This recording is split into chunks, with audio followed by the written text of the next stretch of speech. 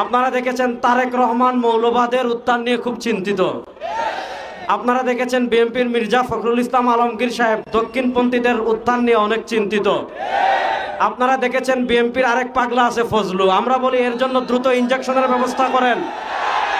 আওয়ামী লীগের টাকলা মুরাদ যেভাবে এই দেশে থাকতে পারে নাই, বিএনপি ফজলু যদি আলেমদেরকে নিয়ে বাড়াবাড়ি করে, আলেমরা তার দীপ্ত জবাব দেওয়ার জন্য 24 ঘন্টা প্রস্তুত আছেন।